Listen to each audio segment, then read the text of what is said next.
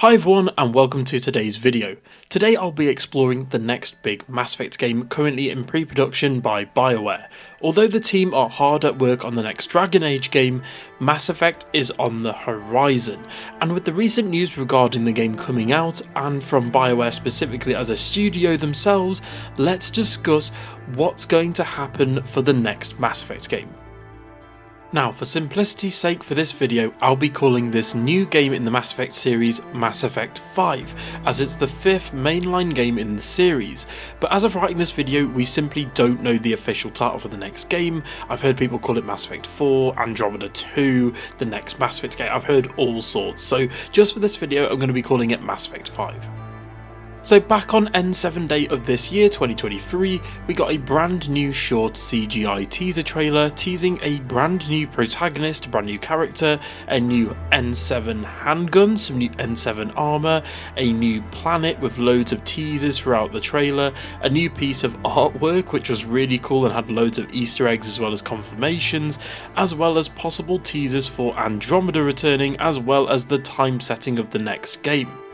But when it comes to the next Mass Effect game, we don't know very much, and I think that puts the sort of state of the next game into lots of speculation. From past tweets from BioWare themselves, we know that the next game in the beloved series is most likely going to be single player only, and if rumours and leaks are to be true and are to be believed, it could be returning to the classic style of gameplay seen in the Legendary Edition trilogy rather than the open world seen in Mass Effect Andromeda. But what's next? Well, when looking at the past, we had the reveal trailer with Liara in it back in December of 2020, which was revealed at the Game Awards. We then had some more artwork for N7 Day in 2021, and we then had some more artwork as well as some audio transmissions in 2022, and then obviously we got everything that we got recently in 2023. With each passing year, we're finding out more and more regarding the next Mass Effect game, but what next? Well, BioWare will have to finish Dragon Age Dreadwolf first, as most of the team is focusing launching that game specifically. Similarly to the relationship development cycle with Inquisition and Andromeda, the team at BioWare will focus on Dragon Age first and then slowly trickle dev manpower over to the next Mass Effect game. And with the poor reception casually to Andromeda at launch as well as critically, as well as the commercial failure of Anthem as a live service, BioWare are now in a tricky situation. They have to develop two games in two different beloved series that not only basically they have to launch them in a playable state, but also please long-time fans as well as bring in new fans to the series. With rumours of the game launching in 2029, why did BioWare announce both new titles so early in 2020 if they're not going to launch for a very long time? Well, this would be simultaneously to please fans as well as EA and their shareholders, as without the money the studio will be in trouble, and they're basically telling the shareholders and sort of the higher ups at EA here, don't worry, we've got Dragon Age in development, and don't worry, we've got Mass Effect in development. But a more recent example of another studio doing this in the industry would be Square Enix. Square announced Final Fantasy VII Remake and Kingdom Hearts 3 a lot earlier than most studios actually would announce a game. Kingdom Hearts 3, for example, was announced in 2013, but then launched in 2019. And between 2013 and 2019, if you guys were aware of any of the news coming out for Kingdom Hearts 3, it was essentially each year they got a different trailer, some more gameplay, and things slowly trickled through all the way through to 2019.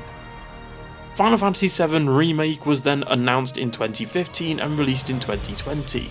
Other studios follow this practice as well by announcing a game, say like 6 or 7 years before it actually launches, with some projects finding success using this method for announcements and some failing because of it, because essentially what can happen is a game for example, a game is announced in 2010 and then it doesn't come out until like 2019. I think a more recent example of something like this happening was Cyberpunk. I believe Cyberpunk 2077 was initially announced in like 2012 and then it didn't come out until 2020, and because of everything that happened behind the scenes at CD Projekt Red, I've got to be honest, it's the worst game launch of all time. I think it's the most successful sort of example of a game crashing and burning at launch. It's the biggest one I've seen, at least, and the hype for that game reached unobtainable god level of hype just because people were sick and tired of waiting for this game, and I'm really worried that Mass Effect and Dragon Age are going to follow suit. But looking again at BioWare's past for what's going to happen next, Dragon Age Inquisition was announced in 2012 and then released in 2014, with Andromeda sort of having a similar sort of approach to the marketing when it was announced in 2015 and then launched in 2017.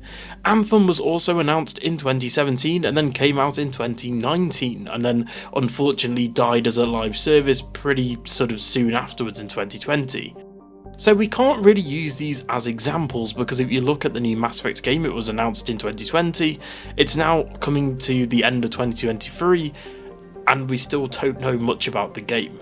So in terms of early development for both titles, development was most likely slowed down by the recent pandemic in 2020 and 2022, with lockdowns and home working complicating things essentially because all studios during the pandemic had to adapt. They had to go from working in an office to home working, and now obviously most offices and workplaces in the industry have a hybrid setup where some people are working from home and some people are working in the office. So they've had to slowly adapt over the past year or so, which again has probably slowed down development for both games.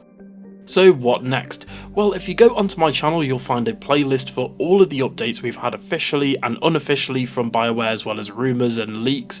But if you examine all of the evidence we've had for the past 3 years, it seems both games are going through developmental issues behind the scenes internally with BioWare.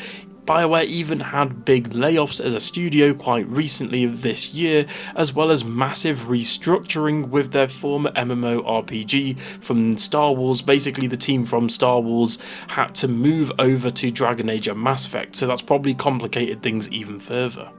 And even quite recently, in November and October, BioWare have job listings, and it's not as if it's, like QA testers or something a bit smaller.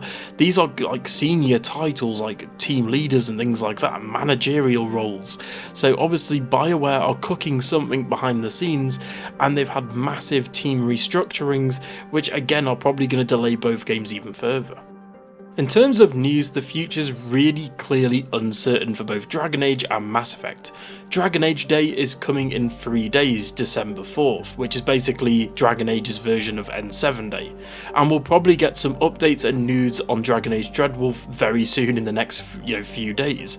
And the Game Awards is also coming in December 7th next week, so we could get an update on Dragon Age Dreadwolf there. Maybe they'll have like a teaser on Dragon Age Day and then a proper trailer on December 7th at the Game Awards, but again we'll have to wait and see. I wouldn't get your hopes up, but hopefully I'm just hoping for a release window, because if we get a Dragon Age Dreadwolf release window, that gives us a bit more insight into what's going on with Mass Effect, because it's, like I said earlier, it's sort of a trickle down effect in terms of development. But to answer this video's main question, what's coming next? I believe we will get some news on both games rather soon, with Dreadwolf releasing either in late 2024 or early 2025, like an early spring sort of, launch like March or April, something like that. As for Mass Effect, once the Dreadwolf team are finished and sort of that game gets a few patches, the team will slowly trickle over to working on the next Mass Effect game in full production and going into alpha, beta, etc.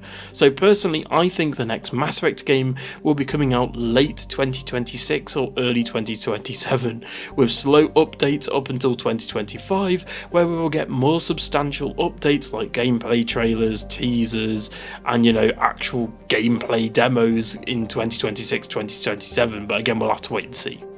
I know a lot of this news is going to be very upsetting for a lot of people, because a lot of people, may have just played the Legendary Edition or Andromeda, and they've heard about the new game, and you're sort of watching this video realising that it's potentially years away, but fret not.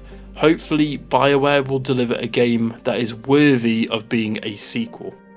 As for more recent stuff, well, it's completely up to BioWare now. I think the reaction to N7 Day of this year in 2023 was really positive, with the sort of hunt for the binary codes and the transmissions and the encryptions, and obviously we got a brand new, really cool 35-second CGI teaser trailer, so hopefully we get some more information soon for both Dragon Age and Mass Effect, and throughout 2024 we may even see some more stuff. Thank you for watching, and for more Dragon Age, BioWare and Mass Effect content, don't forget to subscribe to the channel, and I'll see you all on the next one. Thank you, and goodbye.